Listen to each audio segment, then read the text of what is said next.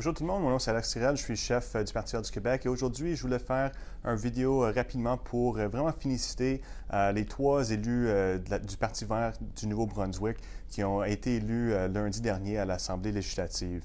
On parle du chef, M. David Coon, le chef du Parti vert du Nouveau-Brunswick, qui a regagné son siège dans Fredericton Sud. On a aussi 2 nouveaux députés, Megan Mitton et aussi Kevin Arsenault, qui ont été élus pour la première fois. Donc, c'est vraiment une victoire historique, non seulement pour le Parti vert du Nouveau-Brunswick, mais pour l'ensemble du mouvement vert canadien, qui peut maintenant compter 9 députés au provincial à travers le Canada. Le Parti du Nouveau-Brunswick a fait une campagne d'ampleur contre les gaz de schiste pour les énergies renouvelables. Ils ont pris position pour un revenu minimum garanti.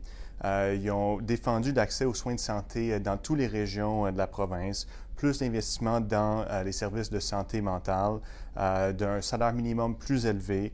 Ils ont promis de valoriser l'éducation et le rôle des professeurs, de couper les subventions aux grandes entreprises très profitables. Et donc, vraiment une bonne campagne qui a très bien marché pour le Parti vert du Nouveau-Brunswick. Je pense que les gens au Canada, on est vraiment prêts pour du changement. La crise environnementale est de plus en plus grave. Les changements climatiques avancent plus rapidement que jamais. Et c'est le moment de vraiment élire le plus grand nombre de députés verts aux assemblées législatives et au Parlement fédéral le plus tôt possible. Parce qu'on sait qu'avec des voix vertes dans les assemblées législatives, on peut être là pour défendre des enjeux qui seront autrement complètement oubliés par les grands partis politiques. Et donc, la présence des élus verts est vraiment quelque chose de primordial pour la lutte contre les changements climatiques. C'est sûr qu'au Québec, on a une élection le 1er octobre, donc ça vient quand même rapidement. Moi, je pense que le Québec aussi, nous sommes prêts pour élire nos premiers députés verts dans cette élection. On voit la tendance qui se fait partout au Canada. Nous sommes rendus à 3 élus en Colombie-Britannique qui ont vraiment obtenu de la balance du pouvoir, qui ont pu mettre le NPD au pouvoir plutôt que les libéraux et qui ont pu faire en sorte que le gouvernement du Colombie-Britannique est en train de lutter très fortement contre l'oléoduc Kinder Morgan. Ça n'aurait pas été possible sans l'élection de 3 députés verts qui ont pris de balance du pouvoir. On a aussi le chef du Parti vert de l'Ontario, Mike Schreiner, qui a été élu il y a à peu près 6 semaines, donc quand même quelque chose d'assez récent.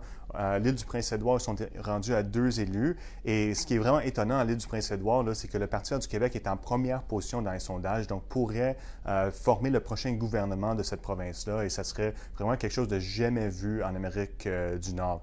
La victoire en Nouveau-Brunswick nous donne un élan au Parti vert du Québec, c'est certain. On a des gens qui nous écrivent, qui disent « Oui, vous êtes capable. Oui, le Québec a besoin d'un député vert. » Et donc, on appelle aujourd'hui aux gens au Québec qui étaient peut-être sceptiques par rapport aux chances de l'avancement du mouvement par le passé, qui ont souvent fait des votes stratégiques, de voter en grand nombre pour le Parti vert du Québec, parce que le Québec aussi est prêt à avoir son premier député vert. Nous avons une équipe de candidats et candidates formidables qui sont présents dans l'ensemble des régions du Québec. 97 candidats et candidates qui se présentent dans cette élection-ci.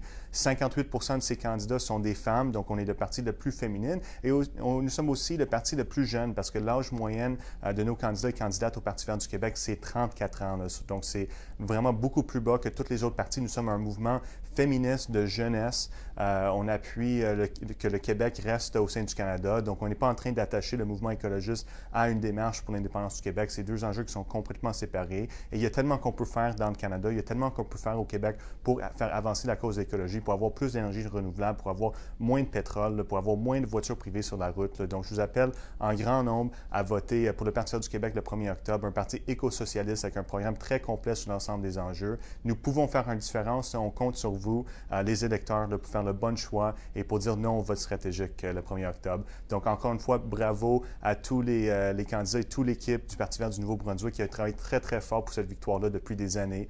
Vos efforts ont été reconnus par les électeurs.